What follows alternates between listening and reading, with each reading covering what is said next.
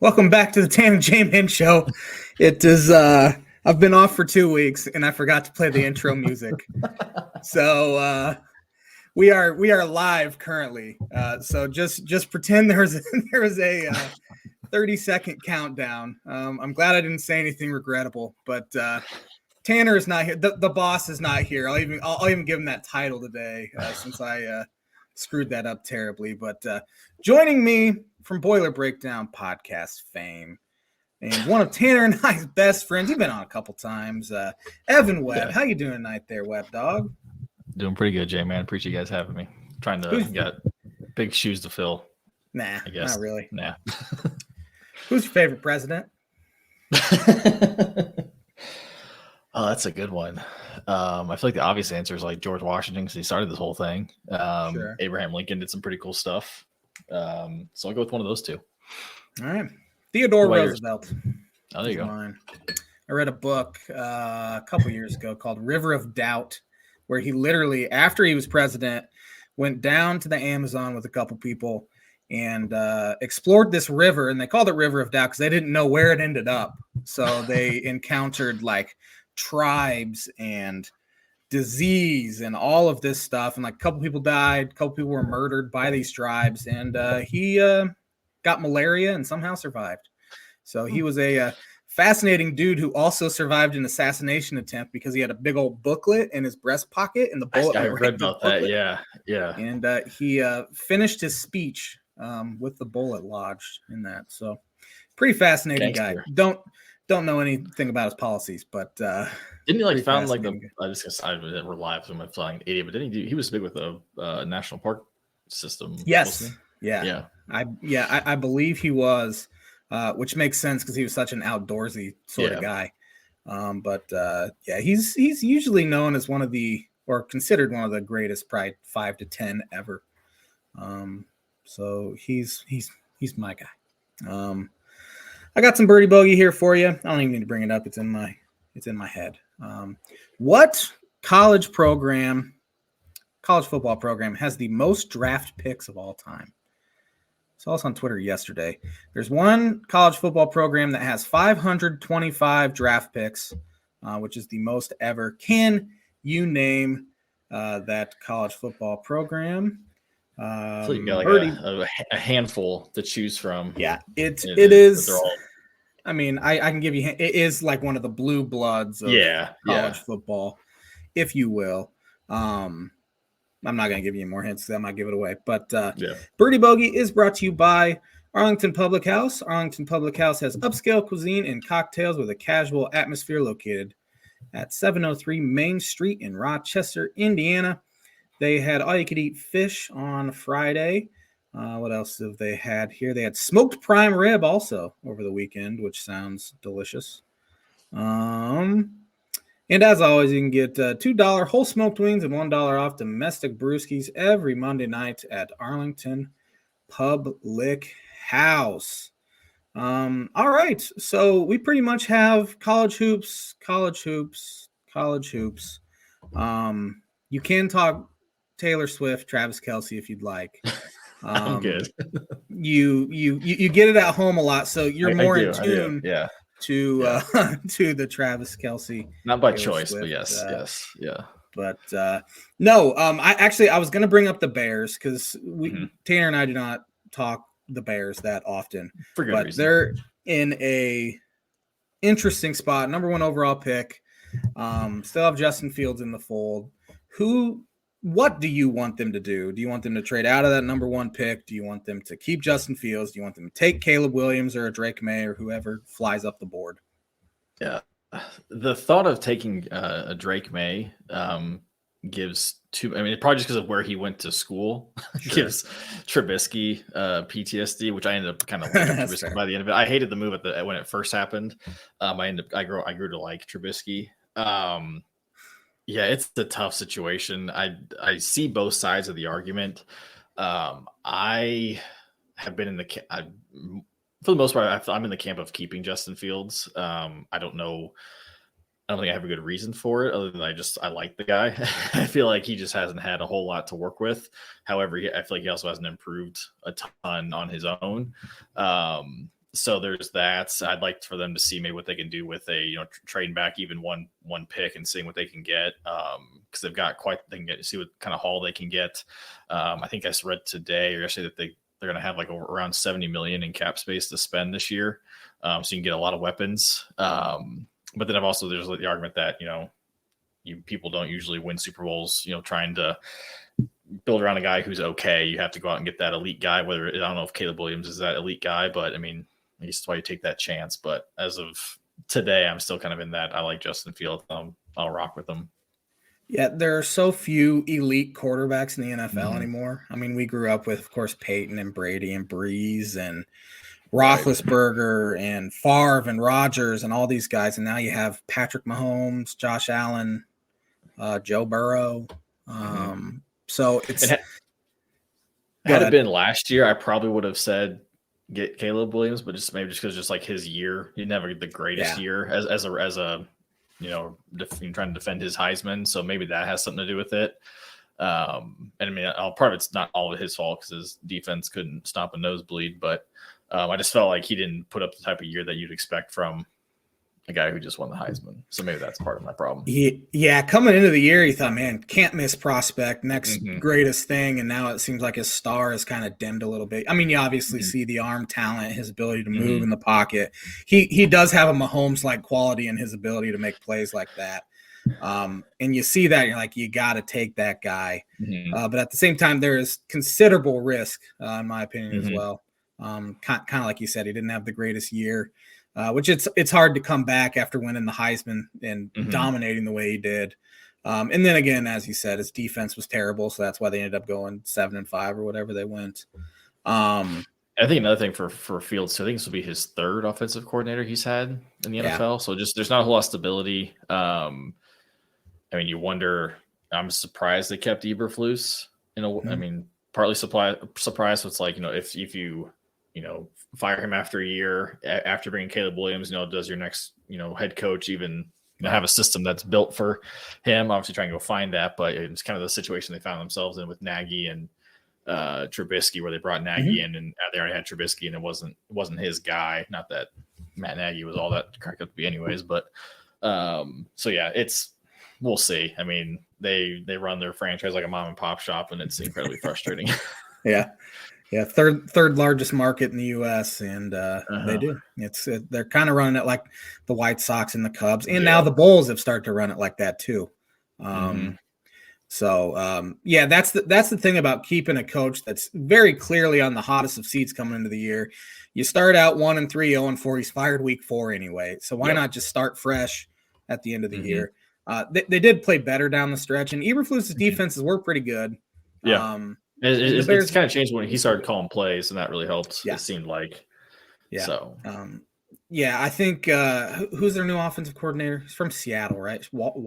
Shane Waldron. Yeah. To be honest, I have not paid attention a whole lot since college basketball started, so they've been on my back burner. I think you'll see a lot less screen passes because the previous guy, who's now the Raiders offensive coordinator, Getsy. Liked to screen passes. Now, in Fields' defense, he's not the guy that went out and traded the second round pick for Chase Claypool. Right. DJ Moore is fantastic, but you pair him with like a Marvin Harrison Jr. I'm with you. I think you give Fields at least one more year. Yeah, and it's Shane Waldron as their OC. But I think that's all the football we got. There's not much football. The new league year starts in a month, I think. And I saw today the projected cap space was between, I think, 242 and 250 mil, and I think the Bears are way up there. Yeah. There's a couple teams in cap hell, which the Dolphins are one of them, and they are a team that's talented but not talented enough to be in the cap hell that they are in. So it'll be an interesting slash and burn offseason for them.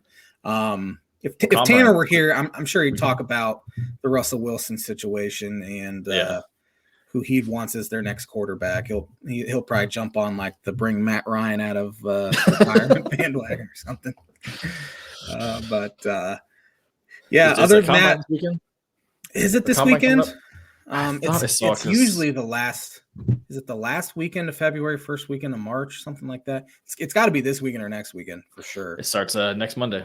Okay. I saw a picture. Did you see a picture on Twitter of Brock Bowers from Georgia? Mm-hmm. Their tight end. He looks like he'd be like an accountant or something like that. Not to throw our friend Andrew under the bus. I realize he's an accountant, but he does not look like a football player. And this guy's going to be like a top 10 pick. Tight end. He's a beast. But for some reason I thought that was the combine stuff because they were kind of measuring him and all of that. But combine next week, next Monday. Next week. Yeah, next week. Yep. What Purdue guys are in it? I know Tyrone Tracy got an invite, I believe. I think there wasn't many. Not like last year I think last year they had 5 or 6. But they just didn't have no surprise. A team that won 4 games isn't going to do much. But yeah, they've only got 1 or 2 guys. I'm trying to pull it up, but it's not loading. What about does Illinois have any? Yeah, Johnny Newton, projected top 15-ish pick probably. And they have an offensive lineman. I don't remember his name. Isaiah Williams, who led the Big Ten in catches this year. Pretty sure he's in it. I think they have another guy, but Keith Randolph's in it. I think that's it. Yeah. Again, a team that won 5 games that was projected to be better and they ended up winning 5 games. They're not going to have too many guys invited. But, we will not talk NFL probably until the league year opens up next month sometime, and then draft, and then, whatever. Let's get you educated here before we get on to college hoops. I'm sure you got a lot to talk about from this week's, especially yesterday's game. But on this day in 1928, the second Winter Olympics closed in St. Moritz, Switzerland. You been to Switzerland? Only via airport. Okay. I know you are a seasoned traveler. I've just been in the airport a couple times, I think twice, but never ventured outside, unfortunately. It looks beautiful. The pictures I saw looks beautiful. On this day in 1965, the NFL added a 6th official, the line judge. Do not ask me what a line judge does. Assume looks at the line. He might be the one that throws the holding the holding call. Might be the one. On this, a lot of Daytona 500. I'm not a big racing guy. Same. It is going on right now, I think, though, isn't it? Yeah, it is. Our good friend Connor Thompson's in attendance. He is in attendance. Yeah. He almost wasn't in attendance. They would have got postponed another day. That would have been brutal. On this day in 1984, the XIV, what is that? 16? 14? No, 14. 14. Winter Olympic Games closed in Sarajevo, Yugoslavia. Here it's lovely this time of year. Yeah, it's beautiful. Absolutely beautiful. On this day in 2006, the 55th NBA All-Star Game was played. The East beat the West. Who won MVP? What year was this? 2006. You said East beat the West. Mm-hmm. I feel like the obvious answer is LeBron James. The obvious answer is correct. That was back. That was back when they played defenses where both teams scored 100 points less than the East did last night. 122-120. On this day in 2017, who won the NBA All-Star Game MVP? The West won. 2017. I'm trying to think.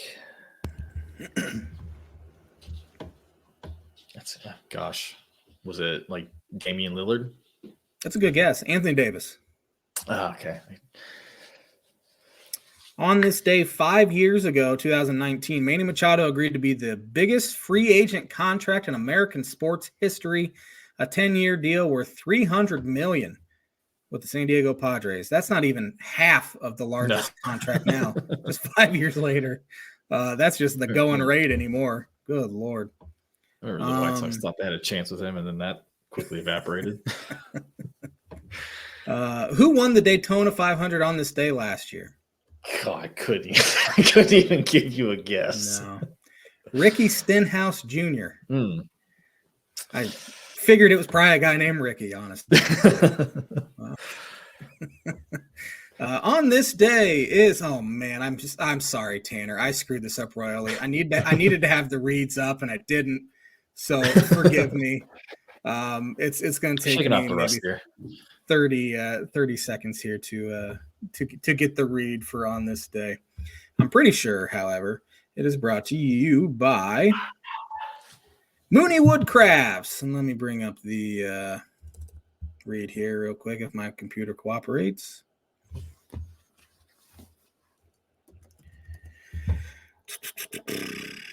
Amateur hour over here, Josh.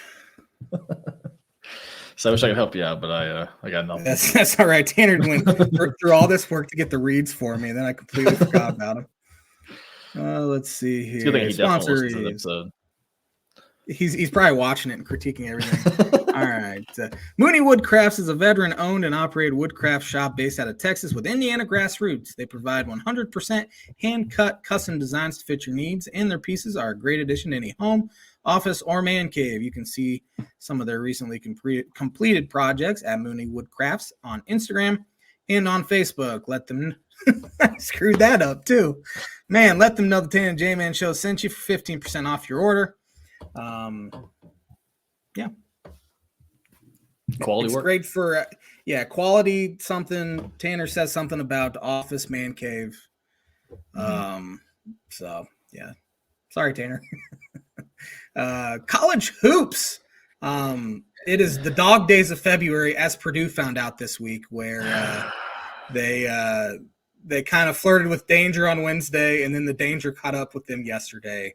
Why don't you talk a little bit about your frustration? Well, lucky for me, we had 2 games this week, and I was only able to watch one of them because the Minnesota game fell on not only Tanner's birthday, but my wife's birthday. And my wife being the diehard Hoosier she is, there's absolutely no Purdue talk on her birthday, and I respected that as we were out to dinner. Checked my phone a few times in the bathroom of the restaurant just kind of see where it was, and which was a mistake because then I saw we were up like 8 and then down 12 or something. I was like, so then just the stress just came over me. So Wednesday they played Minnesota at Mackey. First game, her last game previous to that was against Indiana the previous Saturday where they won by 20. Then you kind of maybe expected a easy win against Minnesota, who they've been playing really well, especially compared to last year.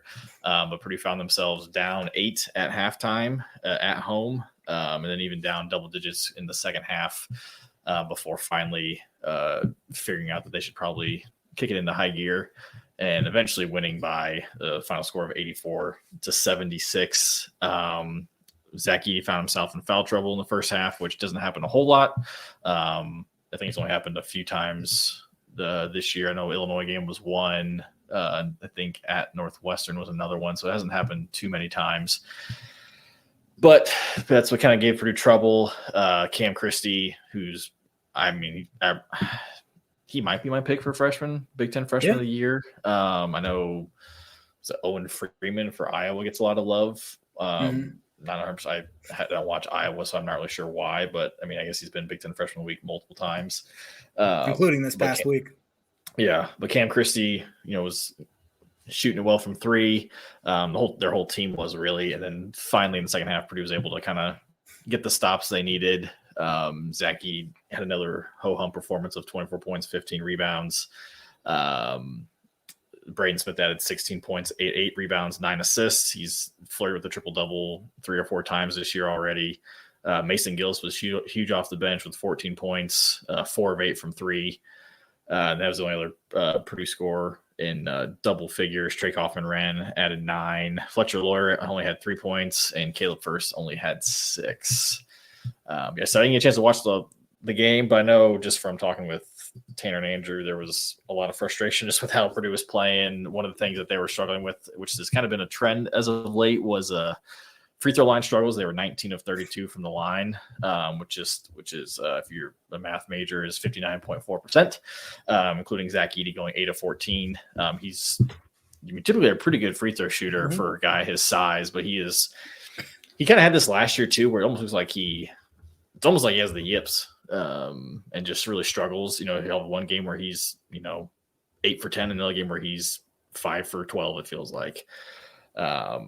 But yeah, so that was that, and they followed up with yesterday's performance, Sunday CBS against Ohio State, who I guess Holtman was fired after last week's show. I know Tanner ran solo last week, but Holtman was fired. Which as soon as he was fired, I was like, crap, just because I feel like whenever you see it all the time, especially in college football, at least for a week after a team fires their coach midseason, they get a massive boost of energy and they want to play for the coach when they could have played for him, the previous 10 weeks or whatever.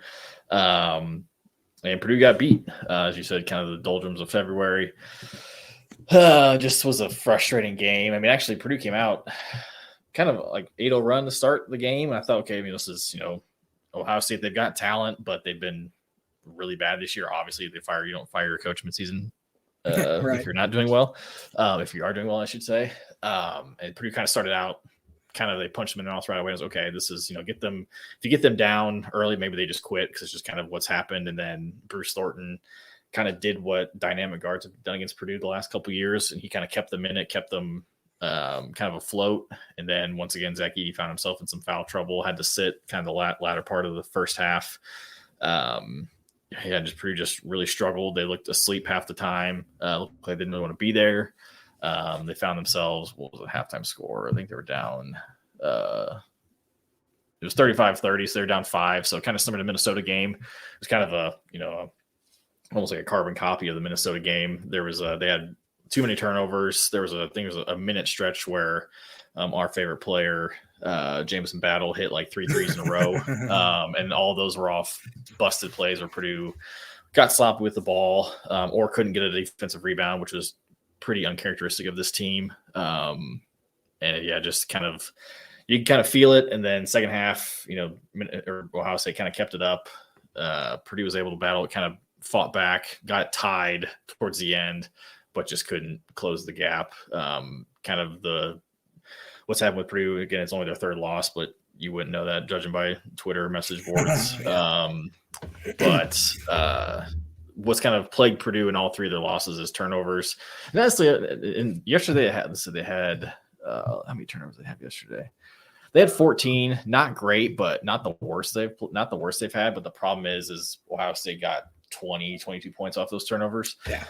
Which is just, and no matter who you play, like unless you are lights out yourself from 3 or something like that, like it's just gonna get you beat. And on the flip side, Purdue was actually perfect from the line, 20 for 20, which I saw a stat yesterday.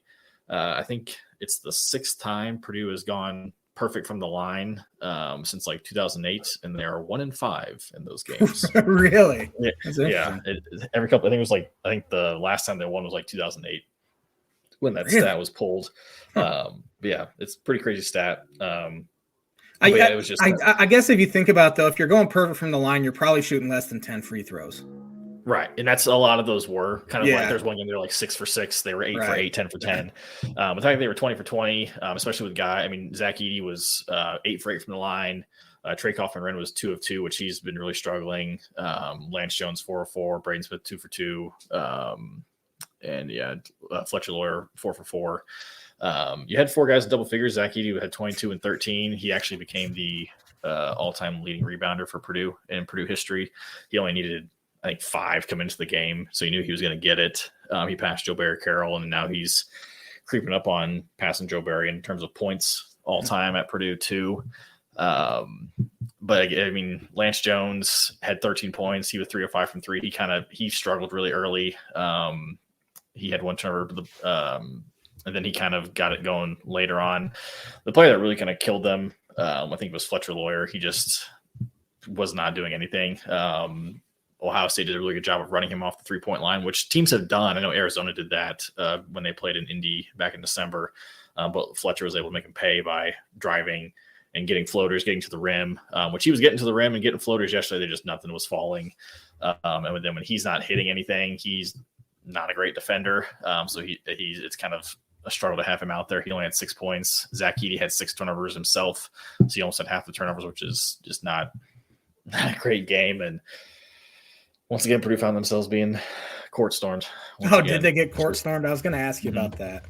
Yeah, they looked like they did a pretty good, which, I mean, they didn't fill the court. I'm not sure what the capacity was yesterday. There was a lot of Purdue fans there. I do know that. But it looked like Ohio State did a good job of when the students started running, they had like literally like security, like in between where the court storm was happening and where the players were shaking hands. They had like a line of people. So it looks like they did something pretty good about that, which is, I mean, good, what you should do. But yeah, so now the discussion on the boards is, is this the same team as last year? Oh boy. Like it's which has happened all three losses. Purdue sad, which again, it's only 3 losses. It's, this is the reason Purdue loses in March. This exact reason, whether it's someone on the message boards or some talking head, which, I mean, I guess it could be. I mean, it's not. I mean, it's not out of the question that someone's going to lose when they turn it over 14 times and give up 22 points off those turnovers. It's pretty hard to win when you do that. But yeah, it's just weird. And then obviously, I mean, there was going into the game, there was a discussion of, UConn versus Purdue, who's the better team, which right now UConn is playing incredible right now. So they're obviously the better team right now, as it stands on February 19th. But yeah, it's just the rise and fall of the fandom is pretty crazy after games like this, which they haven't been playing well. Probably in the last couple of weeks, I feel like Purdue hasn't played their best basketball. I mean, they beat Indiana by 20, but I still don't feel like they played really well. It just kind of, Indiana was kind of cooked at that point. So you hope that, because that's kind of, when you do look back at last year, this is kind of the time where Purdue really, while they were getting wins, it was a struggle to get those wins. They were, maybe they were losing large leads, or they were just trying to, winning by the skin of their teeth in the Big Ten tournament. And then you can just tell they were gassed. And I think this seems definitely different this year, but I mean, it's for sure. Tell that to the message boards. The fire painter part of the fan base is the dumbest part of any fan base in the country. Yep. Or it's like, I'll see, and like there's which I think there's this portion of the fan base definitely has some merit. There's a lot of people that are angry because right now Painter's playing a pretty tight bench. I mean, look at the minutes. I mean, you look at the guys that win a national title, make deep runs in the NCAA tournament. They're only going 7 guys. Right. They're rarely expanding that bench. Mm-hmm. Because there's a section of the fan base who feels like, Purdue's got one true freshman, Miles Colvin, who came in, he was a top 70, top 80 player from Indianapolis, who's really athletic. He's got great offensive skill. I mean, he's the guy who comes in, like, he didn't play for a couple weeks from the Michigan game until the Indiana game, which was like, I think 2 or 3 weeks. And then he came in at like the end of the first half against Indiana off the bench, cold, nails a 3 right away. Like, he just kind of has that. He can just kind of come in and hit a shot, which is what you want. I mean, sometimes you need that when your offense is stagnant. And Painter was kind of playing him early on in the season, like especially like the last half of the first half, just kind of get him some run. But the problem is he doesn't play a lick of defense. I know yesterday he was just not boxing out whatsoever, and that kind of led to some of those offensive rebounds that Ohio State was getting. So there's that fan base. It's like, oh, he should have been playing him all this time, so that we can use him in March. But it's like, he can't play defense. I don't know. Like, I mean, if you want to play in Painter's system, you got to play defense. So there's like that. And then I think a problem yesterday, which the issue Purdue had yesterday was the lineup that was getting stops, which is a lineup of, it was Braden Smith, Lance Jones, Ethan Morton, Caleb First, and Zach Edey. They were getting stops, but the problem is Caleb First and Ethan Morton don't give you a whole lot offensively. So it's almost like you're kind of playing 3-on-5. So that's been the struggle, but it is what it is. I mean, I'm not panicking yet. We'll see now when Thursday rolls around, when they play Rutgers at Mackey. Rutgers is playing a lot better since they've gotten Williams off suspension. Purdue beat them up and out of Piscataway earlier this year. It was a tough game, but they're able to get that win. If Purdue struggles in this next game, then I might be able to consider myself a little worried. I'm sure Matt Painter honestly probably wasn't overly upset about the loss yesterday. No.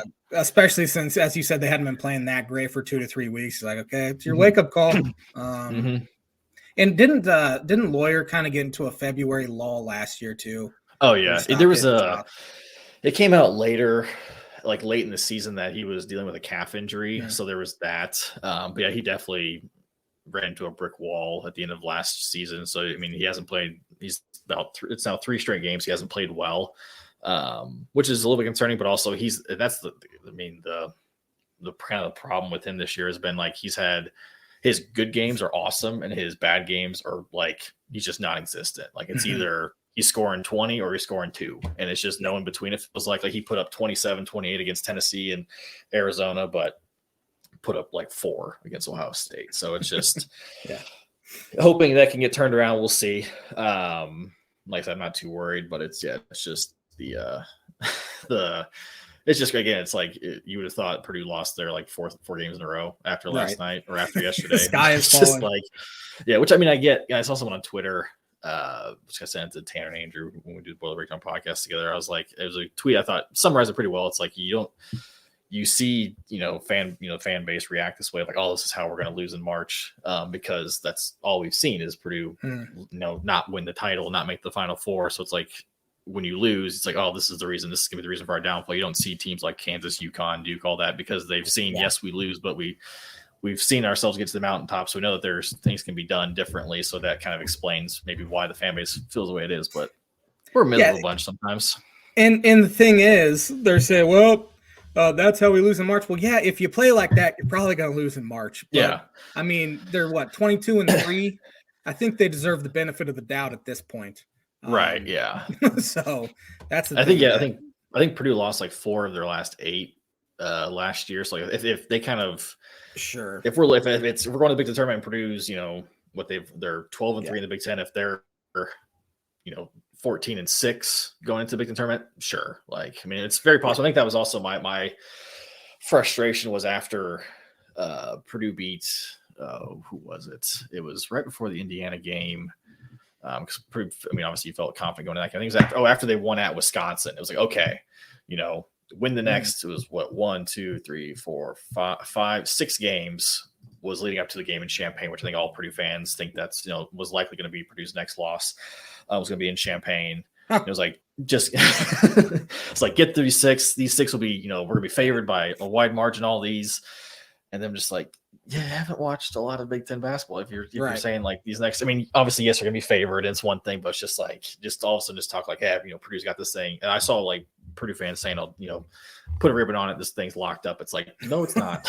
No, it's not even close. I mean, it's the same people who were, when Purdue got their second loss and Wisconsin was undefeated, it was like, they're going to run away with this thing. I don't see them losing until they play Illinois. It's like, now look at it.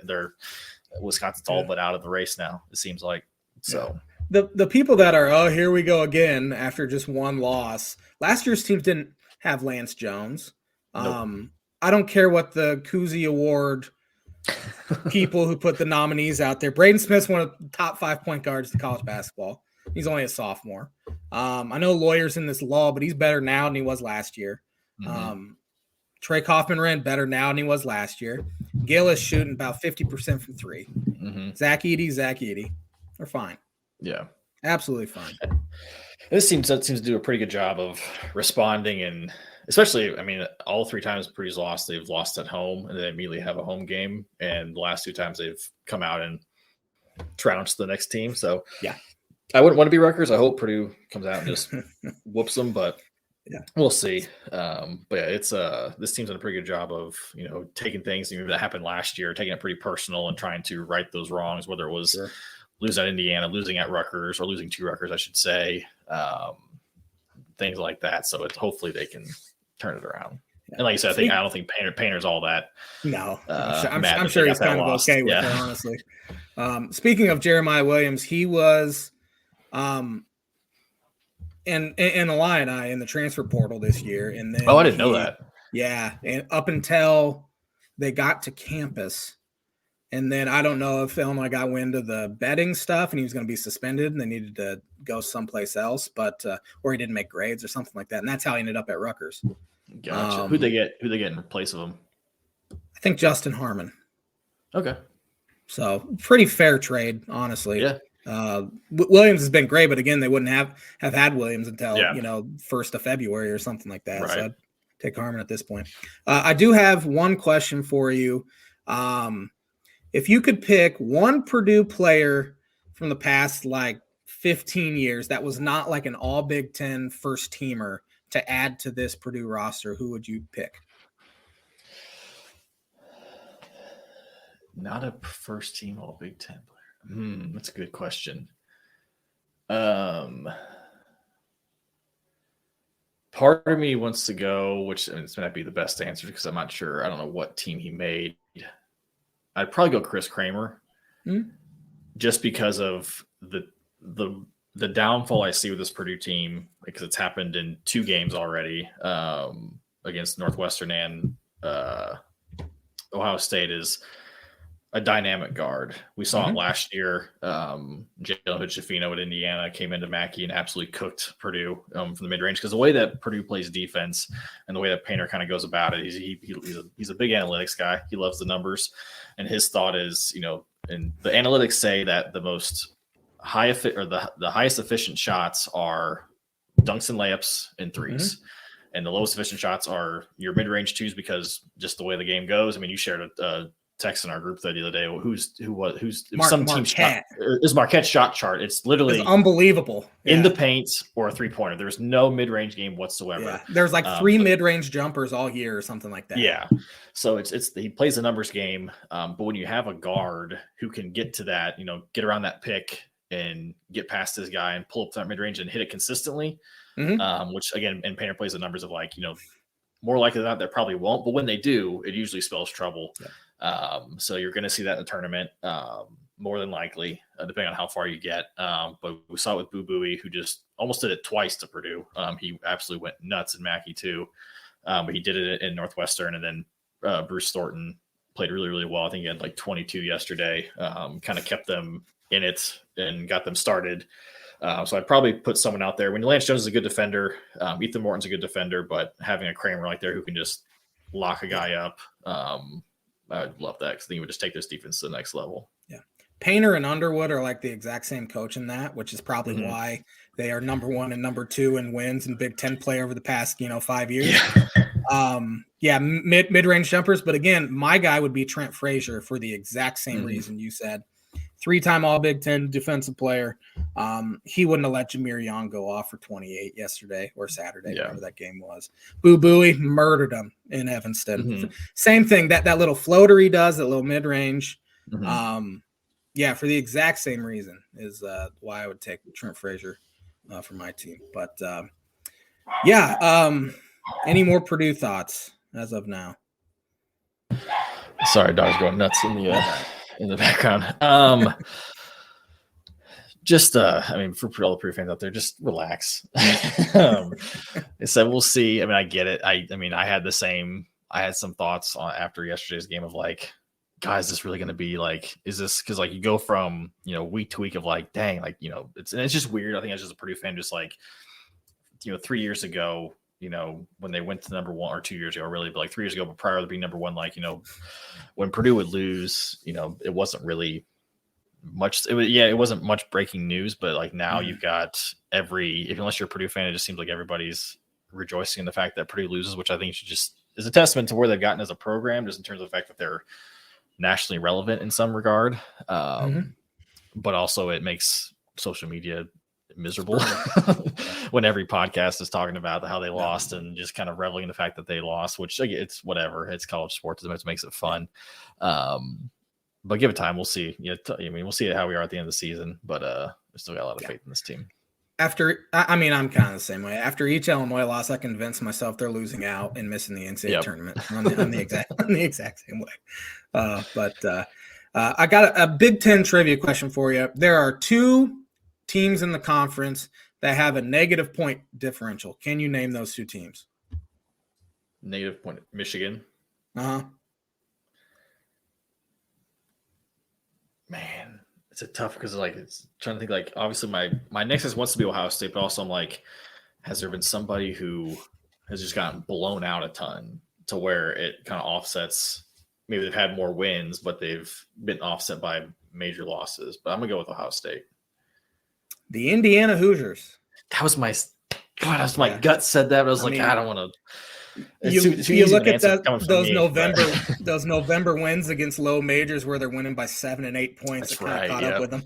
But yeah, I was surprised when I saw that. I figured Ohio State would have been one of them too. I mean, because I was thinking about that. So like, I know they got blown out by UConn. They got blown out by Auburn. Purdue beat them by 22 times. I know Penn State came out and beat them. Yeah. At home, which was a tough one for them to drop. Yeah. So yeah, it's not going well. Yeah, and they've reached the point of the year. I didn't watch any of their game yesterday. Feels like they've given up a little bit. Yeah, I caught the second half. My wife being a IU grad, I watch every game with her. This year's been more fun than last year, but I wish I could say my wife being the Illinois State grad, I've gotten into Illinois State athletics, but she does not care. So. I will say I think I was on the Boiler Breakdown a couple weeks ago. I did tune into for a brief moment Illinois State versus Bradley a couple weeks ago because my former position I covered Bloomington and Peoria, so I was like, those are my two schools. There are two of my customers, so I had to show some support. But shout out to it's no longer Redbird Arena, but I don't know what it's called now. But yeah, shout out to Bloomington Normal. Yeah.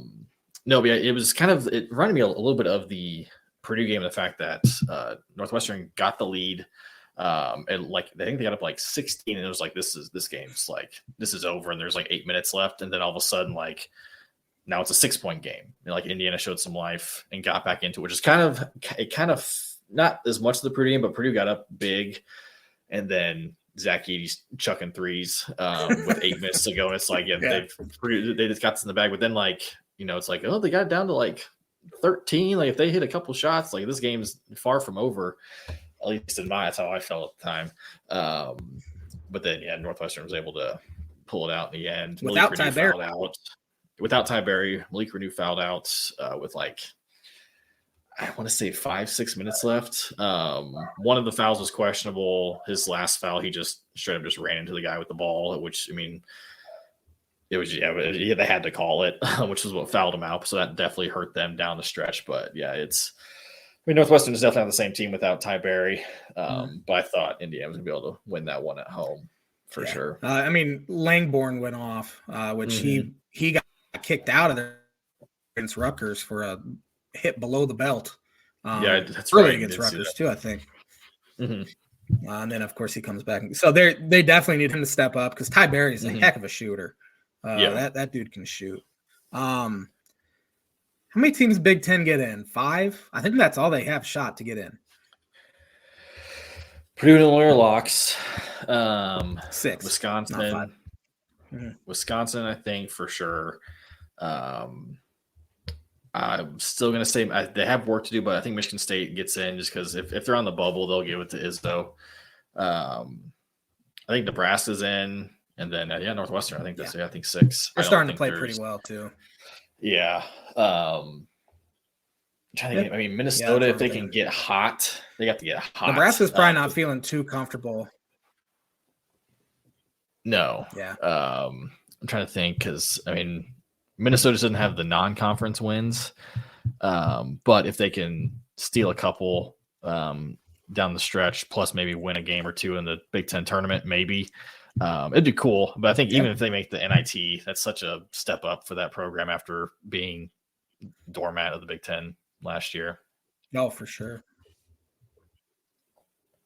But and you look at it; they blew a 20-point lead at home and lost to Missouri, and then they blew multiple leads to Wisconsin at home too. So they win those two. They're probably in right now. So they're a lot better. Dawson Garcia is good. Point guard whose name's escaping me is good as well. And then Cam Christie, as you said, might be the freshman of the year. Great shooter. I think he's better than his brother. I think he will be better than his brother, so stick around more than a year. But questions. And I think That's the thing with the NIL and transfer portal and all that. And probably I would say coach of the year is probably between Hoiberg and Ben Johnson. It seems pretty obvious at this point. Yeah, I would agree. Hoiberg's doing a phenomenal job. I mean, just a little Nebraska, but they've been fun to watch. Who's your Big Ten player of the year? I feel like you have. I mean, Zach. I mean, Shannon making a case that he could, if he gets hot down the stretch. I mean, I think honestly, I almost maybe pick Damask over him just because I feel like he's just been so steady for them. Yes. I mean, Boo Booey's going to make a run for it, depending on how they can do. He's been great, but then we're pretty much just rounding out the first team all Big Ten because I think Bowie and Edie are for sure locks. Shannon's an interesting case though. Who knows how the voters will vote? Jameer Young has a chance. Braden Smith has a shot. Maybe AJ Storr, I don't know. Domask has a shot as well. I mean, Domask is averaging 19 points a game in Big Ten play, and he's the reason why they stayed afloat without Shannon for those 6 games. Yeah, he's been which is crazy to think that Southern Illinois team I know with them, Lance Jones, and I think his guy's name is Xavier Johnson is the point guard who's going off for him this year. 22 points. I think I was what game? I think it was Illinois game. Where Robbie was talking about, he was talking to Domask about like, how did you guys not do better? And I think he said they lost their conference tournament championship. I think it was Mast for Nebraska, who hit I think he played for Bradley, hit the game winning shot. So that's right. Domask has a case to come back next year too, if he wants to. Oh, does he? He only played 10 games his sophomore year, and then he broke his wrist, I want to say. Okay. But he's used this is his COVID year, so I don't know if they'd give him that. But again, I think he could make some pretty good money overseas. Who knows what he wants to do? But again, Illinois' NIL pool is pretty substantial. So maybe that'd be nice if he did. But all right, we got 13 minutes left. We got to hurry up a little bit. Let's pick some games real quick. Iowa at Michigan State Tuesday night. I'll take Michigan State. Just because they're home. Yeah. They are one of the 6 teams, I think it's 6 teams in college basketball that are top 35 in offense and defense on KenPom, believe it or not. Michigan State point. Yeah, what was that? I mean, our buddy Cameron Screeton shared with us a couple weeks ago that with them and Indiana had like the same exact conference and overall record, but their net was like 70 points different. I think that the Baylor game was helping them out a lot. That helps. Yeah, and I mean they're playing better, but I can't root for them ever, even against Iowa. I'm gonna have a hard time rooting for them. Maryland at Wisconsin. Wisconsin needs this badly. If they want any shot of like just trying to contend, but I think Wisconsin's on Maryland. Yeah, offensively they are tough to watch at times. Yeah, they're really good defensive squad. But I mean, Illinois scored 85 on them, but again, both teams shot 30-plus free throws. It was a nearly unwatchable game. And honestly, I wouldn't even say that the officials were whistle happy either. I think both teams just beat the crap out of each other. It was a physical game. It was a very physical game, give me Wisconsin at home. Wednesday night, we have Illinois at Penn State. It's not at the Bryce Jordan Center, though. It's at it's at their tiny little rec center arena. That holds like 4,000 people, so it's going to be packed. They kicked their leading scorer off the team, so I'm worried there's going to be like a Chris Holtman effect that they're going to rally together. Has he played recently, though? Because I feel like I know they played at They went into Indiana and blew them out without him. So I didn't know if he had played. I hadn't paid attention since then, so I don't know if he had played. I want to say he came back, but then he did not play over the weekend, and then they officially kicked him off the team today. I mean, Ace Baldwin's a baller for him. I haven't seen anywhere except from one guy on Twitter that said it's not at the Bryce Jordan Center, so I could be way off. But it sounds like it's at the small arena, which scares the daylights out of me. But give me Illinois. I think they've kind of hit a stride a little bit. Yeah. Hopefully. Yeah. As much as I need Penn State to pull through for Purdue's, just to give Purdue more cushion after yesterday, but I think Illinois gets it done. Nebraska at Indiana, huge one for Nebraska. They have to win a road game eventually. Eventually. Man, and Indiana needs this just to I mean, I don't know. I mean, at this point, it's fighting, I think, just to stay out of the CBI. I don't think they would take the invite anyways. Because it could get. I mean, I was looking at their schedule earlier, and it could get. I mean, they have them at Penn State, home against Wisconsin, at Maryland, at Minnesota, home against Michigan State. So they could lose out. They could. ESPN Matchup Predictor gives Indiana a 50.1% chance of winning. And just for that, give me the Hoosiers. Yeah, I'm going to take Indiana as well. Nebraska has to win on the road eventually for me to pick them on the road. Yeah. You can get into this game for as low as $5. When's the last time that's happened at Assembly Hall? Yeah. When's the last time winning in Assembly Hall was a quad 2 win, which is what they were saying yesterday after Northwestern had it. Yeah, it's insane. Man. Yeah. Rutgers. You do wonder what the fan, because I didn't know what they did attendance wise on yesterday's game. I figured it'd be pretty, not as well attended, but man, this could be tomorrow. It could be bad. A Wednesday night at 8:30 Eastern time. That could be a rough crowd there. Rutgers at Purdue. Wishful thinking to give me the Boilers and a bounce back win. They win by hopefully 15. Oh, they win by 15. If Purdue scores 70, they win by 15 against Rutgers. That offense is miserable. Ohio State at Minnesota.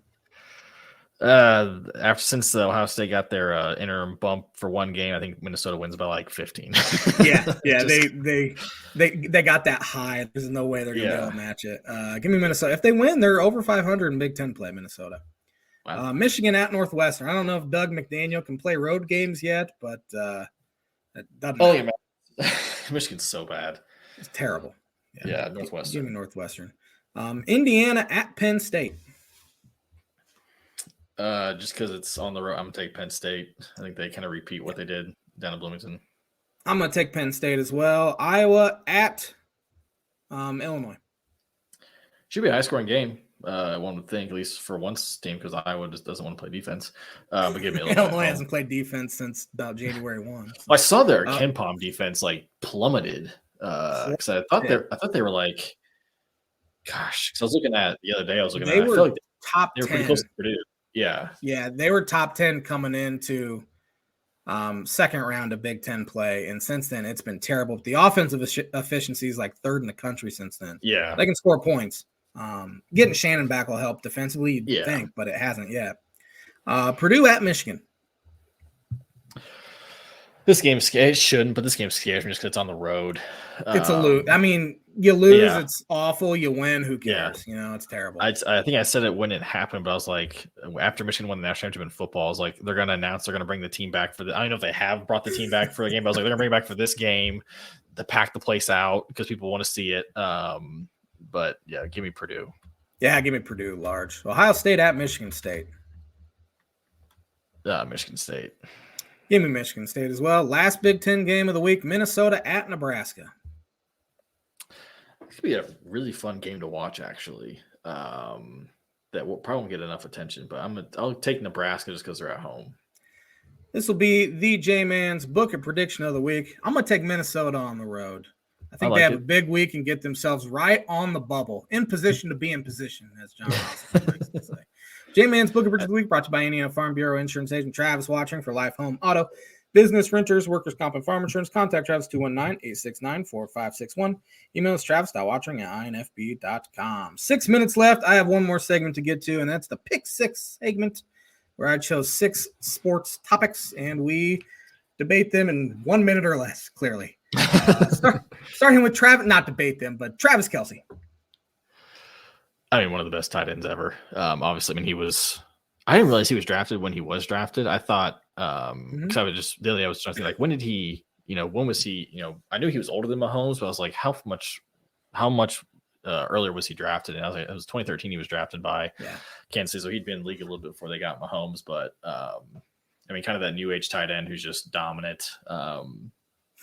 I think he is setting up his career even before dating Taylor, but he had his career post-football trajectory was like that of like The Rock. I think like he'll be a TV personality. I mean, there's thoughts of like him and his brother doing kind of a Manning cast type thing after they were both retired, which I mean, they've got great personalities. I mean, he'll make a ton of money post-football. Mac McClung. Back-to-back dunk contest champion. Dude's got hops. I mean, I remember watching his high school highlight reel. It's ridiculous. I was watching some earlier today. It's like he's incredible.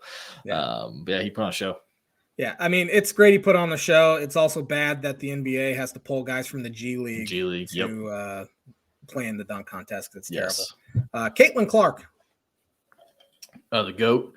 I've enjoyed watching her. I was lucky enough to watch her in person when she played at Purdue, put up a triple-double, including a borderline half quarter that didn't count, should have counted, and should have been an and one. But she can pass, she can shoot, and she could come back for another year, but hopefully she's playing for the Indiana Fever next year. It could be really cool for the city of Indianapolis to have her. Apparently, I didn't realize this, but her boyfriend, Old McCaffrey, works for the Pacers. He lives in Indianapolis. So he works for the Pacers. So kind of maybe he did that prematurely knowing what was going to happen. So she is very clearly the greatest women's basketball player of all time, college basketball player of all time. Yeah. She's arguably the greatest college basketball player of all time, regardless of gender. Right. I mean, she's only about 100 points away from Pete Maravich's all-time record. So and she's doing it in this is her 4th year playing. It's not like this is like her 5th year, and she's right. And I mean, the thing too, like, it's not like she's just chucking all the time. Like, she gets her teammates involved a lot. Yeah, I mean, she set the record, and she also had 13 assists that game. Yeah. Yeah, she's fun to watch. Jay Williams. Speaking of Caitlin, that ticked me off. Hater. Yeah, he's just a hater. I don't get it. I mean, I don't get it. I mean, like, I saw people like, oh, what has she won? I was like, her team went to the Final Four last year and national title game. Yeah, it's like. Okay, yeah, sure. I mean, that's one thing, but like, I usually like Jay Williams, so that really maybe I was disappointed. She could have gone to UConn or something, but she stayed home. And I mean, Iowa was a decent women's basketball program before she got there. But she took them to. I mean, look how many people are showing up at their games now. I mean, like the game at Mackey sold out, and Purdue does not sell out women's games. And it was very clear the Caitlin Clark effect. Like it was awesome. Sabrina Ionescu. I hope I didn't butcher that name. Kind of the Caitlin Clark before Caitlin Clark, in my opinion. She was really fun to watch at Oregon. That was really fun to watch. I said we had some friends go to the All-Star Saturday. Cool. So this is the first time I've actually watched All-Star Saturday probably since high school, all the way through. And Steph for Sabrina was my favorite part. Like she went toe to toe too. She did. I mean, credit to her. Like she wanted to shoot from the NBA three-point line. She was using women's ball, but okay, whatever. But when you look at the actual 3-point contest, she hit as many as the guys as Dame who end up winning it. So I hope they do that more often, but because she was awesome. Last one here, NBA All-Star game as a whole, terrible. Trash. Yeah. Trash. It's a shame because I saw some highlights from like even like 2003, what it looked like. And yes, it wasn't what it used to be like. It's just when the players don't care about it, like why should the fans care? Like, it was pitiful. Yep. That'll do it for the Pick 6 segment brought to you by Proforma Print to Promo Group. Are you looking for a trustworthy, dependable resource for your next trade show, company picnic, or sales meeting? Proforma Print to Promo Group has over 50 years combined experience in promotional products and commercial print. We strive for fast and efficient response to all your print needs. You'll need to look no further. All right, birdie bogey time. There is one college football program that has had the most NFL draft picks ever. Can you name that?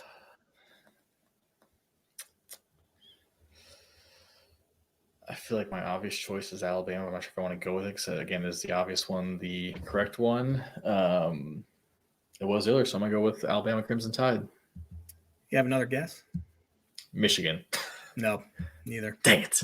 Notre Dame, Fighting Irish. They were one. It was my first two thoughts because I was like, is it too obviously Alabama was like Notre Dame or Michigan because they were so good, back in the day, and they put a ton of guys in there. But Notre Dame had 525 and USC had 524. Oh, okay. I didn't think about USC for a second. that is going to do it for the Tan and the J-Man Show. Have a